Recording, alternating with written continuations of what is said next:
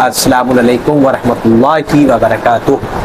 नाज़रीन, जैसा कि आपके सामने हर नए उन्वान को लेकर आपके सामने हम हाजिर होते हैं, शान अज़ा लखनऊ चैनल यूट्यूब के साथ और जनाब शुजा अब्बास साहब के साथ मैं मेज़बान सादिक अब्बास हर नए उन्वान के साथ आपके सामने हाजिर होते हैं। जैसा कि आज का हमारा उन्वान है रोज़ा। रोज़ा क्या है? ईमान की खूबसूरती, ईमान की ताज़गी। रोज़ा रूह की ताज़गी, रोज़ा जिस्म की ताज़गी। रोज़ा हकीकत में देखा जाए तो गरीब और अमीर का भूख का एहसास है। यकीनन हमारे साथ आली जनाब मौलाना इज़्ज़त मआब हुज्जतुल इस्लाम अदील हसन साहब क़िबला तशरीफ़ फरमा है। जैसा कि आपके सामने महव गुफ्तगू होंगे रोज़े के हवाले से। आगा अस्सलामु अलैकुम वरहमतुल्लाहि वबरकातुह। अलैकुम अस्सलाम वरहमतुल्लाहि वबरकातुह। आगा, मुसलसल नाजरीन के भी कई सवालात आए हैं रोज़े के हवाले से, और जो मेन रोज़े का मकसद है ना, जो उसका क्या पैगाम है परवरदिगार आलम का कि रोज़ा रखने से क्या होता है ना। तो आगा, सबसे पहला हमारा ये सवाल है कि पहले हमारे नाजरीन को बताइए उसका खुलासा कि रोज़ा है क्या। ला हौला वला कुव्वता इल्ला बिल्लाहिल अलिय्यिल अज़ीम। औज़ु बिल्लाहि मिनश शैतानिर रजीम। बिस्मिल्लाहिर रहमानिर रहीम। अल्हम्दुलिल्लाहि वस्सलातु अला अहलिहा। सबसे पहले मैं आपकी खिदमत में और अपने तमाम नाजरीन की खिदमत में सलाम अर्ज़ करता हूँ और खुदावंद आलम से दुआ गो हूँ कि खुदावंद आलम हम सब की इबादत व इताअत को अपनी बारगाह में शरफ़ क़बूलियत अता फ़रमाए। आपका सवाल कि रोज़ा क्या है, तो रोज़े की डिफ़िनेशन और रोज़े की तारीफ़ ये है कि रोज़ा यानी अल्लाह के हुक्म से, खुदावंद आलम के हुक्म से सुबह की अज़ान से लेकर मग़रिब की अज़ान तक उन चीज़ों से परहेज़ करना जिनसे रोज़ा बातिल हो जाता है। ये है रोज़ा, यानी रोज़े की तारीफ़ ये है, यानी सुबह की अज़ान से मग़रिब की अज़ान तक इंसान उन चीज़ों से परहेज़ करे जिनसे रोज़ा बातिल हो जाता है, जिसकी गुफ्तगू अभी आएगी कि रोज़ा किन चीज़ों से बातिल होता है, तो इसको रोज़ा कहते हैं। अब रोज़े के सिलसिले में एक और चीज़ के जैसा कि होता है कि सुबह से शाम तक कुछ ना खाना और कुछ ना पीना, ज़्यादातर इसी को रोज़ा कहा जाता है। लेकिन हकीकत में रोज़े का कुछ और भी मफ़हूम है, न खाने न पीने के अलावा भी, कि इंसान सिर्फ भूख और प्यास का रोज़ा ना रखे, बल्कि उसका हर आज़ा, हर जवारे, ख़ुद इंसान के हाथ पैर, आँख कान नाक सब जो है रोज़ा रखे। यानी कि ये हाथ हराम की तरफ ना बढ़ें, ये आँखें हराम को ना देखें, ये दिमाग हराम फिक्र ना करे, वगैरह वगैरह। यानी सिर्फ भूख और प्यास का रोज़ा नहीं है। रोज़ा नहीं, बेशक। भूख और प्यास, अगर सिर्फ भूख और प्यास का रोज़ा होगा तो फाका कहलाएगा, बेशक। बल्कि इन सारे आज़ा व जवारे को मासियत परवरदिगार से महफूज रखना ये रोज़ा कहलाता है, सुबह की अज़ान से लेकर मग़रिब की अज़ान तक। माशाअल्लाह, सुभान अल्लाह। नाजरीन, जैसा कि बहुत ही बहुत खूबसूरत अंदाज में आपके सामने रोज़ा क्या है आली जनाब मौलाना आदिल हसन साहब क़िबला बयान कर रहे थे। आगा, एक अब सवाल में आगे बढ़ता हुआ दूसरा सवाल आगा ये है कि जो लोग भी रोज़ा नहीं रखते हैं, जैसे हुक्म परवरदिगार है ना, हुक्म इलाही है कि जिसके ऊपर मसलन हर इंसान के ऊपर परवरदिगार ने रोज़ा फ़र्ज़ किया है और हर मुसलमान को रखना चाहिए, तो जो रोज़ा नहीं रखते, रोज़े को हल्का समझते हैं या जानबूझकर छोड़ देते हैं, तो उनके लिए हुक्म परवरदिगार या आइम्मा मासूमीन का क्या हुक्म? देखिए, रोज़ा न रखना, इसमें दो चीज़ें हैं। कभी इंसान जानबूझकर रोज़ा नहीं रख रहा है और कभी कुछ मुश्किलात के सबब रोज़ा नहीं रख रहा है। हर बालिग इंसान को, जो अगर लड़का 15 साल कमरी लिहाज से हो जाए और लड़की 9 साल कमरी लिहाज से हो जाए, तो उसके ऊपर रोज़ा वाजिब हो जाता है, वाजिब है रोज़ा। लेकिन अगर कोई इंसान जानबूझकर रोज़ा नहीं रख रहा है, जानबूझकर रोज़ा नहीं रख रहा है, रोज़ा रखने की ताकत है, बालिग है, आकिल है, ठीक है, सफ़र में भी नहीं है, और जो जिन मौक़े में, जिन मूरिद में रोज़ा रखा नहीं जा सकता, उस मूरिद में भी नहीं है, मतलब मुसाफिर नहीं है, ठीक है जी, और वो रोज़ा नहीं रख रहा है। अगर कोई इंसान जानबूझकर रोज़ा छोड़ रहा है जी, तो उसका कफ़ारा क्या है? एक रोज़ा अगर छोड़ा, जानबूझकर छोड़ा है, तो एक रोज़े का कफ़ारा 60 रोज़े रखना है जी, जिसमें 31 रोज़े तो मुसलसल रखे जाएंगे। यानी अगर बीच में इंसान ने गैप किया, एक दिन रोज़ा नहीं रखा, तो फिर से उसको कंटिन्यू करना पड़ेगा। या फिर 60 गरीबों का खाना खिलाए या ये गुलाम आज़ाद करे। एक रोज़े का कफ़ारा ये है, यानी जब जानबूझकर छोड़ा। लेकिन अगर एक इंसान है जानबूझकर रोज़ा नहीं छोड़ा, मुश्किल पेश आ गई, मिसाल के तौर सफ़र में चला गया, या ख़ातून है वो अय्याम आदत में आ गई, ठीक है, अब उससे रोज़ा छूट गया, तो अब शरीयत ये कहती है उस एक रोज़े के क़ज़ा के बदले में उसे सिर्फ़ और सिर्फ एक रोज़ा रखना है माह रमज़ान के मुकम्मल हो जाने के बाद। यानी जब माह रमज़ान पूरा हो जाएगा उसके बाद एक रोज़ा रख ले, वो उस रोज़े का कफ़ारा हो जाएगा। लेकिन एक और सूरत आती है, एक शख्स है कि जो मरीज़ है, इस माह मुबारक रमज़ान में मरीज़ हो गया, रोज़ा नहीं रख पाया जी। अब हुक्म परवरदिगार क्या है कि वो जब सही हो जाए तो रोज़े को अदा करे। लेकिन ये बीमारी उसकी अभी माह मुबारक रमज़ान शुरू हुई, अगले साल माह मुबारक रमज़ान तक खिंच गई। अब शरीयत ये कहती है कि वो कफ़ारा अदा करेगा। कफ़ारा कितना? एक रोज़े के बदले में 750 ग्राम अनाज दे दें, यानी कि एक फ़कीर को खाना खिला दें, ठीक है। ये एक रोज़े का कफ़ारा, यानी एक रोज़े का कफ़ारा सिर्फ इतना है।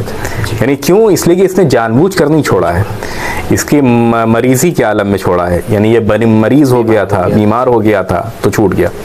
लेकिन अगर वो माह रमज़ान में मरीज़ हुआ, उसके बाद सही हो गया, 2-3 महीना बीमार रहा, उसके बाद सही हो गया जी। अब शरीयत ये कहती है अगला रमज़ान आने से पहले पहले उसको रोज़ा रख लेना है, रोज़े को अदा कर देना है। लेकिन अगर उसने रोज़ा अदा नहीं किया, ये भी एक सूरत बनती है जी। वो अगर सही हो गया था, माह रमज़ान में मरीज़ था, 2-3 महीने बीमार रहा, फिर सही हो गया, अब उसके पास तकरीबन 7-8 महीने हैं रोज़ा रखने के लिए, रोज़ा नहीं रखा, दूसरा रमज़ान आ गया। अब रमज़ान के बाद क़ज़ा करेगा, लेकिन कफ़ारे के साथ जी, यानी कि एहतियात की बुनियाद पर वो कफ़ारा भी देगा, यानी कि एक रोज़े के बदले में 750 ग्राम अनाज देगा।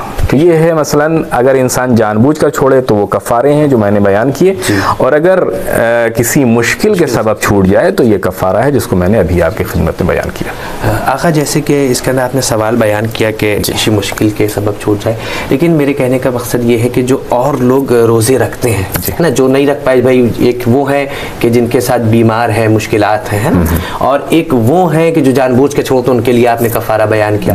लेकिन अब जो लोग रोज़े रखते हैं, है ना, जिसके बावजूद काम धंधा तमाम चीज़ें आई, मैं मासूमीन के बताए हुए रास्ते पर अमल कर रहे हैं, कोशिश कर रहे हैं कि अपने को अल्लाह के क़ुर्ब के करीब करें रोज़ा रख के, तो उनके लिए परवरदिगार ने क्या हुक्म दिया? मैं चाहता हूँ नाजरीन तक आप उनके लिए भी खुशनुदगी का पैगाम पहुँचाएं। जी, देखिए, रोज़ा एक ऐसी इबादत है, ख़ुद कुरान मजीद कहता है कि रोज़े का मतलब क्या है कि इंसान मुत्तकी हो जाए, परहेज़गार हो जाए, अल्लाह वाला हो जाए। उसके अलावा एक और चीज़ जो बहुत अच्छी ताबीर है, ख़ुद हदीस क़ुदसी है, ख़ुद खुदावंद आलम पैगम्बर से कहता है कि ऐ पैगम्बर, अस्सौम ली, ये रोज़ा मेरे लिए, अगर ये सारी इबादत खुदा के लिए, इंसान नमाज़ पढ़ता है खुदा के लिए नमाज़ पढ़ता है, जो दूसरे अमाल नेक अंजाम देता है वो भी खुदा के लिए अंजाम देता है, लेकिन ख़ास करके रोज़े के लिए खुदावंद आलम कहता है अस्सौम ली, यानी कि रोज़ा मेरे लिए, व अना अजज़ी बे, और मैं ही इसकी जजा दूंगा। यानी दूसरे अमाल की जजा भी खुदा देगा, लेकिन हो सकता है वो किसी फरिश्तों के जरिए से दे, ठीक है, किसी और चीज़ के जरिए से दे, लेकिन रोज़े की जजा खुदावंद आलम पैगंबर से कह रहा है हदीस कुदसी में कि मेरे लिए है रोज़ा और मैं ही इसकी जजा दूंगा। ये तो उस वक्त है, बहरहाल आपसे ही मैं अर्ज़ कर सकता हूँ, अजज़ी एक फ़ेल मालूम है जी, ठीक है, लेकिन अगर हम इसी को मजहूल बना दें, उजज़ी या उज्ज़ा, ठीक है, तो इसका तर्जुमा थोड़ा सा मुख्तलिफ होगा। तो क्या होगा? अस्सौम ली व अना उज्ज़ा बे, यानी रोज़ा मेरे लिए है और मैं खुद उसकी जज़ा हूँ। खुदावंद आलम कहता है यानी मैं खुद उसकी जज़ा हूँ। क्या मतलब? यानी कि अगर कोई इंसान रोज़ा रखता है तो खुदा कहता है मैं उसका हो जाता हूँ। क्या कहने, सुभान अल्लाह। यानी अगर किसी का खुदा हो जाए तो फिर इसका यानी कि उसकी अज़मत, उसकी अहमियत यानी बहुत ज़्यादा होगी कि जिसका खुदावंद आलम कह रहा है कि अगर रोज़ा इंसान रखे, रोज़ेदार का खुदा है। इसीलिए खुदावंद आलम कहता है कि मतलब रोज़ेदार अगर दुआ करता है तो हम उसको कबूल करते हैं। ठीक है, तो ये रोज़ा रखने वालों की जज़ा है कि इंसान अगर रोज़ा रखता है तो एक तो जज़ा मुत्तकी होना है, दूसरी जज़ा खुद खुदावंद आलम इसकी जज़ा देता है या खुद खुदा रोज़ेदार का हो जाता है। क्या ये है इसकी जज़ा। सुभान अल्लाह, माशाअल्लाह। नाज़रीन, आप देख रहे थे कैसे कि जो लोग रोज़ा रखते हैं उनके लिए खुशनुदगी का पैगाम है कि आप देखिए खुदा कह रहा है कि मैं खुद उनका हो जाता हूँ या मैं खुद जज़ा दूंगा। बहुत बड़ी चीज़ है कि परवरदिगार खुद उनका होने के लिए तैयार है, उनसे राज़ी है। जो लोग रोज़ा रखते हैं उनके लिए खुशनुदगी का पैगाम है। आली जनाब मौलाना आदिल हसन साहब क़िबला बहुत ही अच्छा बयान दे रहे थे। आका, एक और सवाल ये है कि जैसे अब रोज़ा तो रख लिया, जैसे अब उन बातों पे आ जाए जो ज़माने में ज़्यादातर होती है ना आका, जैसे कि रोज़ा रख लिया, जैसे उसके अंदर रोज़ा किन चीज़ों से पहले बताइए कि बातिल होता है? रोज़ा जैसा कि तौज़ील मसाइल अगर इंसान पढ़े तो बाज़ मराजे इज़ाम ने 8 चीज़ों से कहा है रोज़ा बातिल हो जाता है, बाज़ मराजे इज़ाम ने 9 चीज़ों से कहा है रोज़ा बातिल हो जाता है। अगर आप आग़ाया सिस्तानी आयतुल्लाह सिस्तानी हफ़ज़हुल्लाह की तौज़ील मसाइल देखेंगे तो आयतुल्लाह सिस्तानी कहते हैं 8 चीज़ों से रोज़ा बातिल हो जाता है। आयतुल्लाह ख़ामेनी कहते हैं 9 चीज़ों से रोज़ा बातिल हो जाता है। एक चीज़ का फ़र्क है। बहरहाल वो 9 चीज़ें क्या हैं मैं बहरहाल नाज़रीन के सामने अर्ज़ कर दूँ ताकि नाज़रीन उनसे परहेज़ करें। सबसे पहली चीज़ है मुब्तिलात रोज़ा में, वो है खाना पीना। यानी इंसान ने अगर खा लिया पी लिया, भूल से नहीं, भूल का मसला एकदम अलग है। ठीक है, यानी अगर इंसान ने भूले से खा लिया, भूले से पानी पी लिया तो रोज़ा बातिल नहीं होता है, लेकिन अगर जानबूझकर खा लिया तो रोज़ा बातिल हो जाता है। एक है खाना पीना, दूसरा है कि इंसान जमा करे, यानी कि खातून से, अपनी ज़ौजा से हम बिस्तरी करे, इससे रोज़े की हालत में रोज़ा बातिल हो जाता है। तीसरी चीज़ है इस्तिमना, यानी कोई ऐसा काम अंजाम दे कि मनी खारिज हो जाए तो इससे रोज़ा बातिल हो जाता है। चौथी चीज़ जो बहुत अहम है कि हर इंसान को इस पर तवज्जो देनी चाहिए कि अल्लाह, रसूल और अहले बैत पर बोहतान बांधना। क्या मतलब ये है कि एक चीज़ अहले बैत अलैहिमुस्सलाम ने नहीं फरमाई जी। ठीक है, आपको सोशल मीडिया पे बहुत सी अच्छी बातें मिल जाएंगी। ठीक है, हर अच्छी बात अहले बैत की, लेकिन उस वक्त तक जब तक हमको यकीन ना हो कि ये मौला कायनात ने फरमाया है, हमारे लिए लाजिम ये है कि हम उसको फॉरवर्ड ना करें मौला कायनात का नाम लेके, वरना ये भी क्या होगा, यानी इसी में आ जाएगा, बुहतान के ज़ुमरे में आ जाएगा। अब जब बुहतान के ज़ुमरे में आ जाएगा तो रोज़े में इश्काल पैदा हो जाएगा। या फिर मिसाल तौर पर हम रोज़े की हालत में हैं, एक हदीस मौला कायनात ने नहीं फरमाई या फिर किसी आइम्मा से नहीं आई, यानी एक हदीस ऐसी है किसी आइम्मा, मिसाल के तो इमाम सादिक अलैहिस्सलाम से है, हमने कह दिया मौला कायनात से, तो रोज़ा बातिल नहीं होगा। लेकिन एक हदीस ऐसी है कि वो किसी मासूम से नहीं है। ठीक है, वो बनाई हुई है, फेसबुक पर हमने देखा, सोशल मीडिया पर देखा, वो हमने जो है बयान करना शुरू कर दिया मौला कायनात ने ये फरमाया, ये, और वो है ही नहीं। तो ये रोज़े में इश्काल का सबब है। इसी तरह से अगर ये कहे कि खुदावंद आलम बोहतान बांधना, एक चीज़ कुरान मजीद में आई नहीं है, उसको बैठ के हम कहने लगे कुरान मजीद में फरमाया है खुदावंद आलम ने, तो ये भी रोज़े में इश्काल पैदा कर देगी। ये चीज़ है, यानी चौथी चीज़ थी। पांचवी चीज़ है अज़ान सुबह तक इंसान जनाबत, हैज़ या निफास से बाकी रहे। ठीक है, यानी नमाज सुबह से, अज़ान सुबह से पहले अगर मर्द है तो उसको जनाबत से पाक होना है, खातून है तो उसको हैज़ व निफास से पाक होना है। ठीक है, छठी चीज़ ये है किसी सयाल चीज़ से इनमा लेना। ठीक है, जो चीज़ ज़्यादातर सामने आती है वो है क़य करना। अगर आमदन क़य हो जाए, हमने खा लिया और आमदन क़य किया, हमने उंगली डाल के क़य कर दिया, तो ये रोज़े में इश्काल पैदा करता है, यानी रोज़ा बातिल हो जाता है। लेकिन अगर आमदन क़य नहीं हुई, सहवन हुई, हमारी तबीयत ख़राब होने लगी, अचानक हो गई क़य, तो इसमें रोज़े में कोई इश्काल नहीं है। और आठवीं चीज़ है गुबार का हल्क तक पहुँचाना, यानी गलीज़ गुबार का हल्क तक पहुँचाना, इससे भी रोज़ा बातिल हो जाता है। ये 8 चीज़ें आयतुल्लाह सिस्तानी ने बयान की हैं। जो 9 चीज़ें आयतुल्लाह ख़ामेनी किया है, उन्होंने एक चीज़ का इजाफ़ा किया है, सर को पानी में डिबोना। मिसाल वो इंसान जाए नहाने के लिए तालाब में या इस्तख़र वगैरह में, ठीक है, जाए नहाने के लिए, आप मुकम्मल तरीक़े से अपने को पानी के अंदर कर ले तो ये इससे रोज़ा बातिल हो जाता है। लेकिन आगा सिस्तानी एहतियात कहते हैं, ठीक है। आयतुल्लाह सिस्तानी की तज़्किरातुल मसाइल में 8 चीज़ें मिलेंगी, आयतुल्लाह खामनाई के यहाँ 9 चीज़ें मिलेंगी जिनसे रोज़ा बातिल हो जाता है। आगा बहुत अच्छा आपने यकीनन हमारे नाज़रीन के का जो कन्फ्यूज़न कहीं ना कहीं पर होगा वो बहुत अच्छा क्लियर किया। आगा 2-3 और सवाल हैं, ये हमसे नाज़रीन ने खुद किए हैं और ये बात कही है कि आगा से जो है इस सवाल के जवाबात ले लिएगा। तो मैं चाहता हूँ कि उन नाज़रीन के ज़रिए, इस प्रोग्राम के ज़रिए उन नाज़रीन तक जो है ये बात और ये सवाल का जवाब उनके तक पहुँच जाए। आगा सवाल जैसे कि ये है, बहुत नॉर्मली सवाल है, जनरल सवाल है कि जैसे कि नाखून काटना या बालों का कटवाना रोज़ा में कैसा है? यानी रोज़ा जो बातिल होता है वो यही 9 चीज़ें हैं, ठीक है। इनके अलावा जो चीज़ें हैं उनसे रोज़ा बातिल नहीं होता है। इंसान बाल कटवा सकता है, नाखून कटवा सकता है। अब बहरहाल नाखून नहीं काटेगा तो कब काटेगा? दिन अब रात में भी मसलन कराहत रखता है, ठीक है। तो इंसान के पास दिन ही है कि जिसमें इंसान ये नाखून काट सकता है या बाल कटवा सकता है, तो इसमें कोई इश्काल नहीं है किसी तरह का, ठीक है।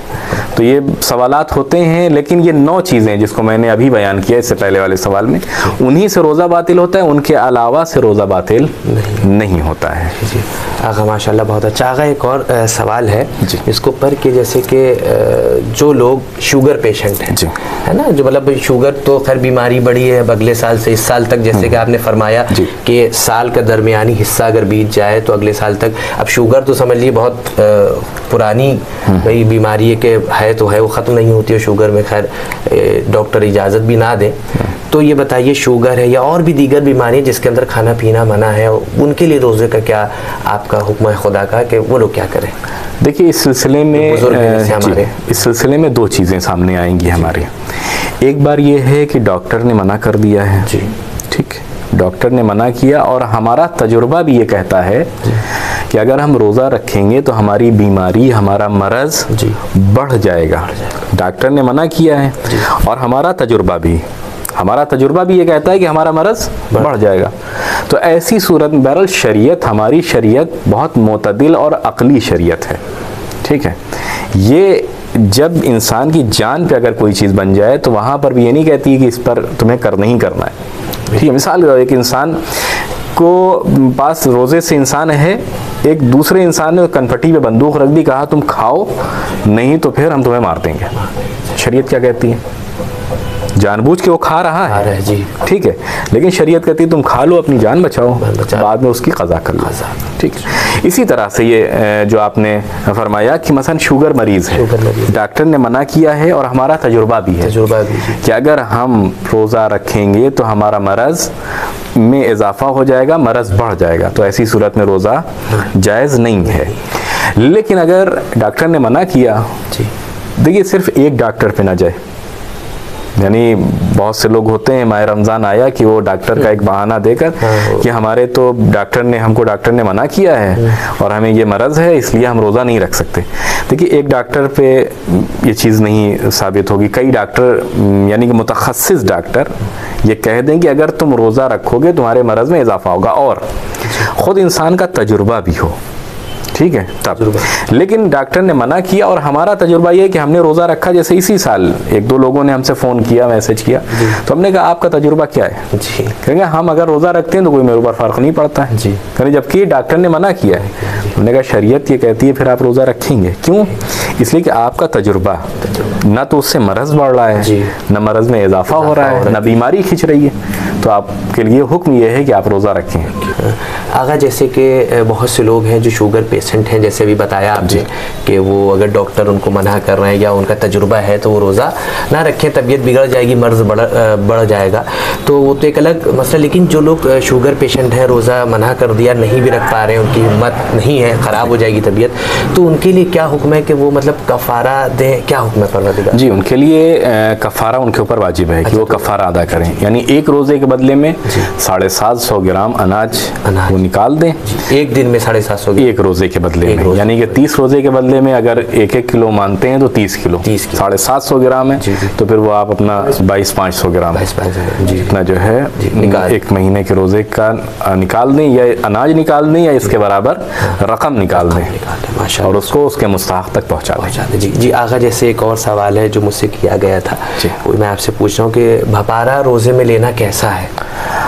बफारे का मसला ये है कि ख़ुद आगा सिस्तानी बफारे के सिलसिले में कहते हैं कि अगर बुखार यानी पानी का बुखार ही तो होता है, वो उठे और इंसान के मुंह में जाए और इतना ज़्यादा हो कि वो एक घूंट के बराबर बन जाए, एक घूंट बन जाए कि इंसान उसको निगल ले जिसे, ठीक है, तब तो बफारे में इश्काल है, वरना बफारे में इश्काल नहीं है, इंसान बफारा ले सकता है। लेकिन बहरहाल इन सारी चीज़ों से रोज़े के आलम में परहेज़ ज़्यादा बेहतर है कि इंसान का रोज़ा हर तरह से यानी कि सही हो और वो खुदावंद आलम की बारगाह में कबूल हो सके। आगा बस एक आखिरी और ये सबसे छोटा सवाल है आगा, आखिरी आगा, जैसे कि आपने इरशाद फरमाया अभी कि रोज़ा जो है बातिल हो जाएगा जो लोग हैज़ की हालत में या जनाबत की हालत में सुबह तक नमाज फजर तक बाकी रहे। लेकिन अगर ये है कि जिनके लिए कोई परेशानी और प्रॉब्लम, जैसे मसलन जो है पानी ना हो उनके घर में, या मिसाल बतौर और भी कोई प्रॉब्लम हो के नहा ना सकें वो, है ना, तो उनके लिए क्या हुक्म है? देखिए, पानी अगर नहीं है तो वो मुकम्मल एक तयम्मुम का एक चैप्टर है पूरा कि हमें पानी तलाश करना है, ठीक है, पानी तलाश करना है और तलाश करके हमें बहरहाल गुस्ल करना है, ठीक। लेकिन इतनी देर में आँख खुली कि अब अज़ान होने वाली है, तब तो तयम्मुम किया जा सकता है, यानी इतनी देर, इतना कम वक्त है कि अब हम गुस्ल नहीं कर सकते हैं तो तयम्मुम किया जा सकता है। लेकिन तयम्मुम के लिए यानी कि अगर आम तरीक़े से पानी नहीं है तो उन तमाम शराइतों की रियायत करना पड़ेगी कि जो तयम्मुम के सिलसिले में शरीयत ने बयान किया कि इंसान को पानी तलाश करना है, वो तीर मारेगा, जितनी दूर तीर जाए, वो ये सारी शराइत ख़ुद तयम्मुम के चैप्टर में ये सब आते हैं, उसको इंसान तौज़ीहुल मसाइल में देख कर हल कर सकता है, पढ़ सकता है। नाज़रीन, तो फिर आपने देखा माशाल्लाह कितने अच्छे तरीक़े से और बहुत ही खुशनुमा अंदाज से आली जनाब मौलाना अदील हसन साहब क़िबला आपके सामने रोज़े की बयानगी दे रहे थे कि रोज़ा किस तरीक़े से हमें रखना चाहिए और रोज़े की क्या फ़जीलत है और रोज़ा कहाँ पर बातिल होता है और कहाँ पर रोज़ा जो है सही रहता है। बहुत अच्छे तरीक़े से नाज़रीन, यकीनन आपको इस गुफ्तगू के ज़रिए बहुत रोज़े की इबादत में मददगार आप पाएंगे इस वीडियो को यकीनन। और माशाल्लाह बहुत ही अच्छे तरीक़े से आली जनाब मौलाना अदील हसन साहब क़िबला आपके सामने बयानगी देते हैं। आगा, आपका बहुत बहुत शुक्रिया और कि आप जो है तशरीफ़ लाए हमारे नाज़रीन के लिए और आपने इस खिदमत को अंजाम दिया, और आप जो है हम सब के हक़ में दुआ कीजिए इंशाअल्लाह। और नाज़रीन, आपसे दरख्वास्त है, गुजारिश है कि आप इस चैनल के साथ शान-ए-आज़ा लखनऊ के साथ बने रहिए, जनाब शुजा अब्बास साहब के साथ और अपने मेज़बान सादिक अब्बास साहब के साथ। इंशाअल्लाह हम लोग नए उन्वान के साथ फिर आपके सामने हाजिर होंगे। अस्सलामु अलैकुम वरहमतुल्लाहि वबरकातुहू।